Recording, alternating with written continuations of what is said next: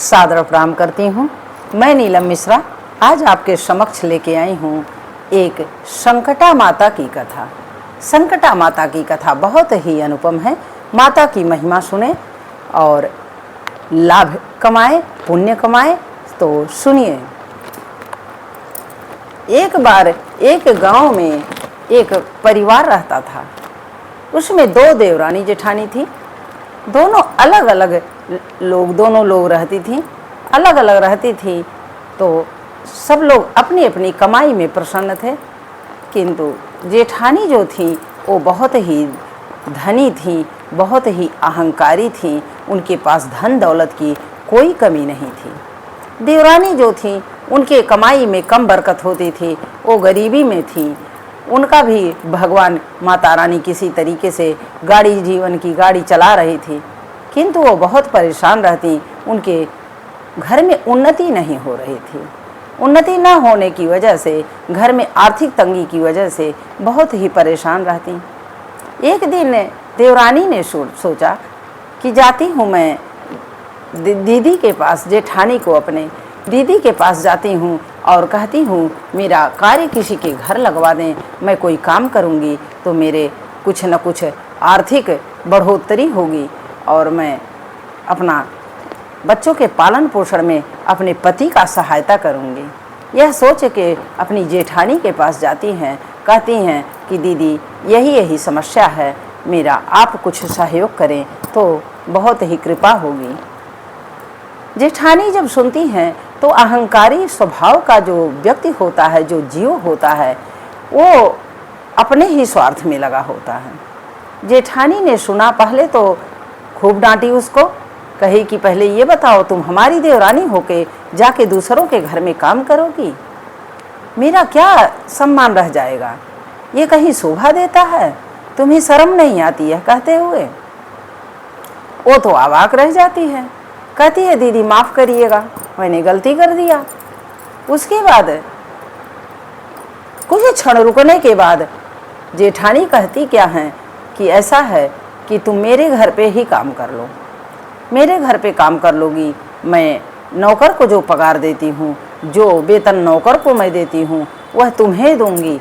तुम्हारे बच्चों के काम आएगा और मेरा सम्मान भी रह जाएगा और तेरी आर्थिक स्थिति भी सुधर जाएगी। इसने कहा ये तो अति उत्तम है दीदी, अपने घर में कार्य करना है तो तब तो मुझे कहीं जाना ही नहीं पड़ेगा, तो मेरा कोई सम्मान भी नहीं गिरेगा। चलिए बहुत अच्छी बात है, आपके वो कोटि कोटि धन्यवाद दीदी।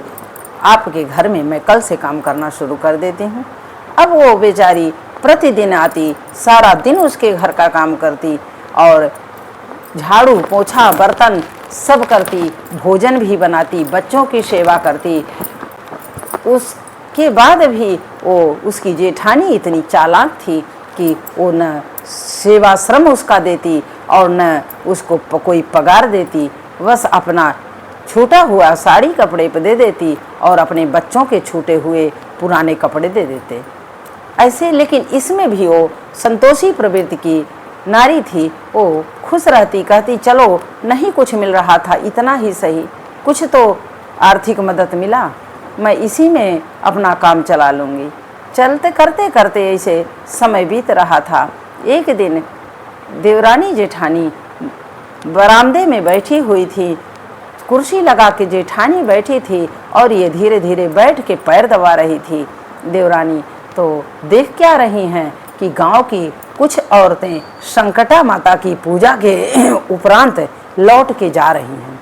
जब लौट के जा रही हैं ये, तो ये कहती हैं कि बहुत अपनी बड़ाई करती हैं कि जो पूजा करवाया वो बहुत ही हम लोगों को सेवा किया, हम लोगों का बहुत ही सामान दिए सुहाग के, बहुत अच्छा मिठाई खिलाया, ये सब वो बड़ाई करते हुए जा रही थी। तो इनको तो जलन हो गई जेठानी को। जेठानी कह रही हैं अरे कौन इस गांव में हमसे बड़ा धनी है जो कि इतना बड़ा इन लोगों को दे दिया, इतना बड़ा आलाप रही हैं बड़ाई, और चलो मैं भी पूजा करवाती हूँ, देखती हूँ मुझसे ज़्यादा कौन देता है। तो अहंकार नहीं करना चाहिए। अहंकार बस पूजा करवाने से क्या फ़ायदा? समर्पण से पूजा होना चाहिए। भगवान समर्पण का भूखा होता है, अहंकार का भूखा नहीं होता। तो माता रानी तो उनके पास क्या कमी है? माता रानी तो सबको देती हैं, पूरे संसार को देती हैं, फिर उन्हें क्या चाहिए? अरे तेरा तुझको अर्पण क्या लागे मेरा, यह भावना होना चाहिए। उसके बाद ये देवरानी से कहती हैं कि जाओ सबका तुम निमंत्रण मांगाओ। निमंत्रण मांग के आ जाती है, सारी पूजा की तैयारी करवाती हैं और ये बेचारी देवरानी सारा तैयारी इनका कर देती है। तैयारी करने के बाद फिर ये सोचती है मुझे भी जीजी कहेंगी कि तुम भी रह जाना पूजा में, लेकिन इसको ये नहीं कहती हैं, बहुत अहंकारी महिला थी, इसको नहीं कहती हैं। ये फिर भी सोचती है हो सकता हो सुबह दीदी कहें हमको, लेकिन सुबह भी नहीं कहती हैं, सारा कार्य करवा लेती हैं। उसके बाद कहती हैं कि अब अपने घर चली जाओ, तुम्हारा कार्य संपन्न हो गया, मेरा पूजा होने जा रहा है, तुम्हारी क्या आवश्यकता इसमें। वो चली जाती है दुख के मारे। घर पे इधर इनका पूजा होता है, उधर वो रोती है बिलख बिलख करके, और अपने उसके बच्चे देखते हैं तो कहते हैं माँ क्या हो गया आपको, कौन सी आपदा आ पड़ी, कौन सा संकट आ पड़ा, कौन सा दुख आपके शरीर में है, क्या दर्द कर रहा है कि आप इतनी दुखी हैं, इतना रो रही हैं। माँ मुझे बताइए। पति पूछता है मुझे बताओ प्रिय क्या हुआ है आपको। कुछ नहीं बताती है। बहुत बच्चे जिद करते हैं तो सारी बात बता देती है। जब सारी बात बता देती है तो बच्चे कहते हैं कि माँ इतनी सी बात के लिए आप बिल्कुल ना दुखी होएं, और अगले सप्ताह आपका पूजा होगा, आप भी करवाइएगा। उसने कहा बेटा कहाँ से मैं पूजा कराऊंगी, मेरे पास न धन है, न दौलत है, न पैसा है, कहाँ से मिठाई मंगाऊंगी, कहाँ से सुहाग के सामान आएंगे, कहाँ से लाई चना गुड़ आएगा, क्या करूंगी मैं। किसी तरीके से 2 रोटी अंट रहा है, पूजा कहाँ से होगा बेटा। उसने बच्चों ने कहा नहीं माँ, अब आपके आंसू गिर गए हैं इस पूजा के लिए, तो आपका पूजा तो होगा ही। बच्चे अपना गुलक में कुछ पैसा कुछ धन एकत्रित करके रखे होते हैं, उस गुलक को तोड़ देते हैं और जा कर के सामान लेने जाते हैं दुकान पे। उतने थोड़े पैसे में कुछ नहीं मिलता, क्या मिलता है, चना और लाई मिलता है। चना और लाई बच्चे ला करके घर में रख देते हैं, कहते हैं माँ इसी का पूजा हो जाएगा। माँ देखती है, कहती है अरे बच्चा इसमें बहुत सारे सामान लगते हैं, इतने से क्या होगा। बच्चे कहते हैं कोई बात नहीं माँ, इतने ही माँ ले लेंगी, वो तो जगत जननी है, संसार को देने वाली हैं, तो हमारा इतना ही ले लेंगी, वो स्वीकार कर लेंगी, काहे आप घबराती हो। बच्चों के कहने पर तैयार हो जाती है और बच्चे जाते हैं निमंत्रण मांगे आते हैं। इस जेठानी के यहाँ जाती है ये निमंत्रण मांगने, तो जेठानी अहंकारी महिला, उसने क्या कह दिया, कहा क्या कि अरे तुम्हारे जैसे गरीब के घर में खाने जाऊंगी, तुम क्या खिला पाओगी, तेरे अटता क्या है, तेरे घर का मुझे सरकेगा क्या गले के नीचे, मैं नहीं जाऊंगी। इतना अहंकार, बताओ इतना अहंकार इस संसार में कंस और रावण को नहीं था। कैसे चल पाएगा आपका अहंकार, जब भगवान की पूजा में आपके अंदर इतनी अहंकार है। इस अहंकार का प्रतिफल तो माता रानी देंगी ही, क्योंकि कर्म का फल ही यहाँ मिलता है। उसके बाद इसका पूजा होने को होता है, महिलाएं सारी आ जाती हैं, सुहागलें जब आ जाती हैं तो ये तो दुख के मारे अपनी रसोई घर में रोने लगती है, कहती है मैं करूं कि तो क्या करूं। तो आंगन लीप उप करके और उसमें एक हौदी उसके पास रहता है, उसी हौदी के नीचे लाई और चना को ढक देती है। कहती है कहीं बिल्ली उल्ली ने जूठा कर दे, क्योंकि उसकी अलमारी तो था नहीं, गरीबी जो थी, टूटी हुई झोपड़ी जो थी। उसके बाद जब सुहागलें आती हैं, सुहागलें कहती हैं अरे बहन आओ हम लोग आ चुके हैं, तो अंदर से ही संयत होने का प्रयास करती है रोते रोते, और कहती है बहन कूड़ा लगाइए हम आ रहे हैं। जब महिलाएं हौदी को उठाती हैं तो माता की कृपा, माता तो चाहे तो सारा भंडार भर देंगी, सारे संसार का वैभव आपके घर में भर देंगी। कृपा पात्र बनना है, बस कृपा पात्र बनिए, सारा धन दौलत ले लीजिए, सब आपकी मुट्ठी में, किंतु अहंकार से नहीं, समर्पण से ही मिलता है बहन। उसके बाद अब हौदी जब उठाती हैं तो देखती हैं क्या महिलाएं कि हौदी के नीचे 56 प्रकार की मिठाई, लाई चना तो था ही, और सारे सुहाग के सामान, जेवर, गहने, सब कुछ, साड़ी, कपड़े, सब कुछ उसी में भरे हुए थे। बैग पूरा भरा हुआ था। सब देख करके अवाक रह गई। उन्होंने सोचा इतनी गरीबी में ये बहन कहाँ से लाई है, ये तो मेरे समझ के बाहर की बात है, इतना सारा कहाँ से आ गया। वो बुलाती है, कहती है बहन आओ, अरे बताओ कैसे क्या रखना है। उसने कहा मैं क्या बताऊं, आप ही लोग तो सब कुछ हो, आप देवी स्वरूप में आई हो तो आप ही सब वितरण करो। और सारी महिलाएं वितरण करती हैं, सबको बराबर बराबर हिस्सा लगा करके पूजा संपन्न करवाती हैं। और ये माता को कोटि कोटि धन्यवाद देती हैं कि हे माता, आपने मेरा सम्मान रख लिया, मेरी इज्जत रख ली, मेरा लाज रख लिया। ऐसा मैंने सोचा नहीं था, मैं तो दुख के मारे रोती जा रही थी, किंतु हे माँ, आपकी दया अपरंपार है, आपकी महिमा का तो कोई पार ही नहीं है। इतना सोच धन्यवाद देने के बाद पूजा संपन्न होता है।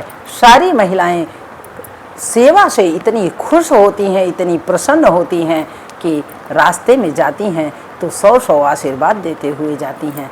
कहती हैं कि इसने तो बहुत ही कर दिया, इतना तो पूरे गांव में किसी ने नहीं किया था, इतना सेवा कौन कर पाता है। इसके कुछ था भी नहीं, झोपड़ी थे बेचारी के, किंतु पूजा के लिए इसने इतना इंतजाम किया। अब इधर जेठानी को तो मन में खलबली मची हुई है कि ये गरीब महिला क्या पूजा कराएगी, इसको हमारी बराबरी करने का शौक था और क्या ये पूजा कराई होगी। जब ये महिलाओं की बात सुनती हैं, सुहागनों की बात ये सुनती हैं, इनके पेट में और खलबली मच जाता है। और इनकी देवरानी जो है वो पूजा संपन्न होने के बाद पहले सोचती है अपनी जेठानी को मैं प्रसाद तो दे आऊँ, भले वो नहीं आई हमारी पूजा में, किंतु मैं तो प्रसाद दे आऊँ। बड़प्पन ये होता है कि हम ये ना सोचें कि अगला क्या कर रहा है, हम क्या कर रहे हैं, ये हमें सोचना है। जाके प्रसाद देने जाती है तो प्रसाद तो बगल रखवा देती है, कहती है प्रसाद पहले तुम बगल रख, पहले ये बता ये सारे सामान आए कहाँ से, कहीं मेरे घर से रुपया तो नहीं चुराई। वो हाथ जोड़ती है कि हे बहन, हे दीदी, ऐसा ना कहें, इतनी बड़ा मुझे कलंक ना लगाएं, मैं ऐसा काम कदापि नहीं कर सकती हूँ। गरीब जरूर हूँ लेकिन छल कपट से दूर हूँ मैं, लालच नहीं है मेरे अंदर। वो बहुत ही प्रयास करके सारी बात पूछती है तो उसने सारा वृतांत बता दिया, माता की दया महिमा बता दी कि माता ने सब कुछ मुझे दे दिया है, मेरी उसमें कुछ नहीं है, उन्हीं की कृपा हो जाए तो क्या नहीं हो सकता। ये सुनती हैं तीन को तो मन में खलबली मच जाती है। कहती हैं कि अब अगले सप्ताह मैं भी करवाऊंगी इस पूजा को, संकटा माता की, और पूजा करवाती हैं तो वही प्रक्रिया ये जारी करती हैं। वही प्रक्रिया जो उसके यहाँ हुआ कि आंगन लीप करके हौदी रखा गया। अरे जब आपके पास महल बना हुआ है, सारे सामान पड़े हुए हैं, धन दौलत अंबार लगा हुआ है, फिर भी आप ऐसा करोगे तो भगवान आपको माफ़ करेगा क्या? माता माफ़ करेगी क्या? आपको क्षमा करेगी कभी? कभी नहीं। धोखा है, आप किसी को नहीं दे सकते, सब नोट होता है उसकी कंपनी में। उसके बाद सारा प्रक्रिया यही दोहराती हैं, कहती हैं ऐसे ऐसे मेरा पूजा होगा। और जब पूजा होने को महिलाएं आती हैं तो ये हौदी अपने स्वयं अंदर चली जाती हैं और महिलाओं से कहती हैं, सुहागनों से कहती हैं कि हौदी को उठाओ। हौदी उठाई जाती है और हौदी उठाई जाती है तो उसमें सांप गोजर बिच्छू निकलते हैं। सारी महिलाएं श्राप दे करके इनको चली जाती हैं कि इतना धन दौलत और इतना हम लोगों के साथ छल कर रही है, हम लोगों को कष्ट देने के लिए बुलाया है। और इनकी निर्धनता धीरे धीरे शुरू हो जाती है और इनकी देवरानी जो छल कपट से दूर थी, माता की भक्ति के में लगी हुई थी, उसके धन दौलत सब बढ़ जाता है और तो माता की कृपा के पात्र बने। माता ने जैसे उनका उपकार किया वैसे सबका उपकार करें। तो बहनों हमेशा निश्चल भाव से माता को पुकारें माता तो तैयार हैं, सर्वत्र हैं। माता ने कह दिया है कि मैं ही पूरे संसार की मालिक हूँ और कोई है नहीं इस संसार में, तो फिर माता की दया का पात्र बने। जय माता दी।